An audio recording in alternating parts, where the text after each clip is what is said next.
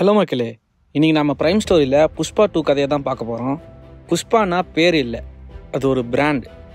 சந்தன மரம் பிஸ்னஸை இன்டர்நேஷ்னல் லெவலில் கொண்டு போகிறதும் அதை எதிர்த்து புது ரவுடிங்க வர்றதுன்னு கதை வைல்டு ஃபயராக இருக்க போகுது. முந்தைய படத்தை விட இதில் கொஞ்சம் மசாலாவை அதிகமாக போட்டுட்டாங்கன்னு நினைக்கிறேன். இல்லை எனக்கு மட்டும் தான் அப்படி ஃபீல் ஆகுதான்னு புரியல. இந்த படம் ஆல்மோஸ்ட் KGF படத்தோட வெர்ஷனாக தான் உருவாகியிருக்கு. மோஸ்ட்லி எல்லாரும் கண்டுபிடிச்சிருப்பீங்க. இருந்தாலும் சொல்கிறேன், KGFல தங்கம், புஷ்பாவில் செம்மரம். KGF பார்ட் 1ல் ராக்கி கருடனை கொன்று அந்த பொசிஷனுக்கு வர மாதிரி முடிச்சிருப்பாங்க. புஷ்பா 1ல் புஷ்பாக்கும் பன்வர் சிங்க்கும் ஒரு பயங்கர ஃபேஸ் ஆஃப் கிரியேட் பண்ணி புஷ்பா ஸ்ரீவல்லியை கல்யாணம் பண்ணுறதோட முடிச்சிருப்பாங்க. KGF 2ல் ராக்கி KGF முழுக்க அவரோட கண்ட்ரோலில் எடுத்து KGF பயங்கரமாக எக்ஸ்பேண்ட் பண்ணி டெவலப் பண்ணுவார். நடுவில் 4 வருஷம் இன்டர்நேஷ்னல் வேறு போயிருப்பார். அங்கே இருக்க மக்களுக்கெல்லாம் நல்லது பண்ணிவிட்டு இதுக்கு மேலே பண்ணுறதுக்கு ஒன்றும் இல்லை, தப்பிக்க வழி இல்லைன்னு சாகிற மாதிரி காட்டியிருப்பாங்க. அதே மாதிரி புஷ்பா 2ல் புஷ்பா பிஸ்னஸை பயங்கரமாக இன்டர்நேஷ்னல் லெவலில் டெவலப் பண்ணுறாரு. அங்கே இருக்க மக்களுக்கெல்லாம் நல்லதும் பண்ணுறாரு. அதுக்கேற்ற மாதிரி எதிரிகளையும் நிறைய சம்பாதிக்கிறாரு. ஒரு கட்டத்தில் எல்லாத்தையும் விட்டுட்டு தலைமறைவாகி காட்டுக்குள்ளே சுற்றிட்டு இருக்க மாதிரி கதையை முடிக்கலாம். சரி, வாங்க கதைக்குள்ளே போவோம். திருப்பதி ஜெயிலிருந்து புஷ்பா தப்பிச்சு காட்டுக்குள்ளே தலைமறைவாயிட்டாரு. சிறப்பு படையெல்லாம் அமைச்சு தேடியும் கண்டுபிடிக்க முடியலை. மக்கள் போலீஸ் புஷ்பாவை கொன்னுட்டாங்கன்னு கலவரம் பண்ணுறாங்க.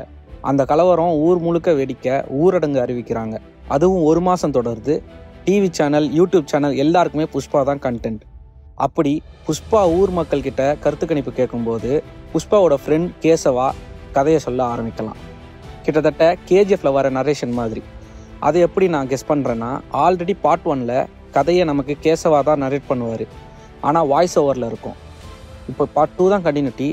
ஏதாவது ஒரு யூடியூப் சேனல் இல்லை நியூஸ் சேனலுக்கோ இல்லைனா யாரோ ஒருத்தருக்கு கேசவா புஷ்பாவை பற்றி கதை சொல்ல ஆரம்பிக்கிறாரு. இப்படி நமக்கு பார்ட் 1 கதையை ஃபாஸ்ட் ஃபார்வர்டில் ஒரு வாட்டி ரீகேப் காட்டிட்டு பார்ட் 2 கதைக்குள்ளே கண்டினியூ பண்ணுறாங்க.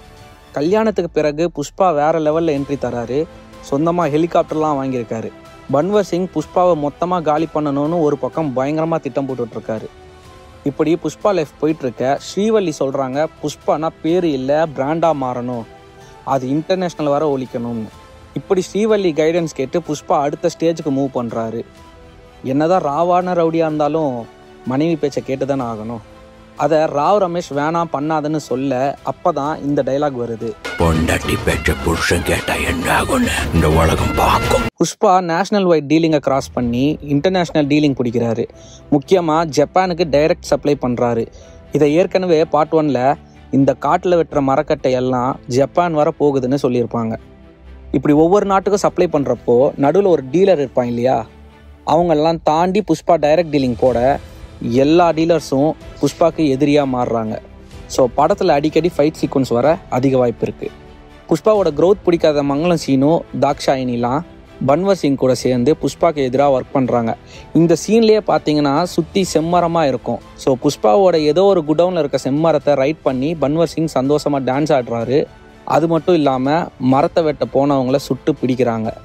இதில் ஏதோ ஒரு வகையில் பன்வர் சிங்க்கு மங்களம் சீனு உதவி இருக்காரு. புஷ்பா ஜப்பானில் டீல் பேசி செம்மரத்தை டெலிவர் பண்ணிட்டு வராரு. அதுக்கு அவங்க அயன் படத்தில் வர மாதிரி பாதி கிழிஞ்ச நோட்டை கொடுக்குறாங்க. அந்த நோட்டை இந்தியாவில் ஒருத்தர்கிட்ட கொடுத்தா அவர் மொத்த பணத்தையும் செட்டில் பண்ணுவார். அந்த நோட் எடுத்துகிட்டு இந்தியா கிளம்ப ஹார்பர் வரப்போ தான் இந்த ஹார்பர் ஃபைட் சீன் நடக்குது. அநேகமாக இவங்க ஜப்பான் டீலர்ஸாக இருக்கணும். அது எப்படி சொல்கிறேன்னா, அந்த ஹார்பரில் இருக்கக்கூடிய கிரேன்லலாம் பார்த்தீங்கன்னா ஜாப்பனீஸ் எழுத்து தான் எழுதியிருக்கு. அது மட்டும் இல்லாமல் ஆட்களுமே அந்த கட்டானா வச்சு தான் ஃபைட்லாம் பண்ணுறாங்க. ஸோ ஆல்மோஸ்ட் இது ஜப்பான் டீலர்ஸ் கூட புஷ்பா சண்டை போடுறாரு. ஸோ புஷ்பா டீலர்ஸை விட்டுட்டு டைரெக்டாக சப்ளை பண்ணதால் அவங்க காண்டாகி புஷ்பாவை பிடிச்சி தலைகீழ தொங்க விட்டாங்க. ஏன்னா அவங்களுக்கு இந்த டீலிங் மூலமாக தான் காசு வரும், டைரெக்டாக சப்ளை பண்ணால் வராது இல்லையா. ஸோ புஷ்பாவை பிடிச்சி அந்த கிழிஞ்ச நோட்டை எடுத்துக்கிட்டு அவரை கடலில் வீசிடுறாங்க. அதுக்கப்புறம் புஷ்பா கடல்லேருந்து வெளியில் சண்டை போடுறாரு. இதுதான் அந்த ஹார்பர் ஃபைட் சீன்.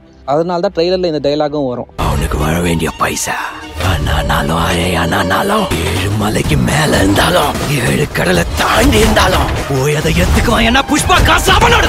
ஸோ ஒரு வழியாக அந்த ஃபைட் பண்ணி அவர் இந்தியா திரும்பிடுறாரு. இந்தியா வந்ததும் அந்த பணத்தை வாங்கிடுறாரு. அதுவுமே நம்ம ட்ரெய்லரில் பார்க்கலாம், அந்த பணக்கட்டை பிரிக்கிற மாதிரிலாம்.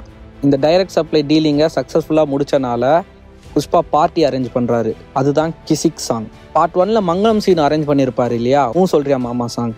அதே மாதிரி இந்த தடவை புஷ்பா அரேஞ்ச் பண்ணுறாரு கிசிக் சாங். இப்போ ஆட்டோமேட்டிக்காக புஷ்பாவை பிடிக்காத எல்லாருமே இன்னும் காண்டாவாங்க.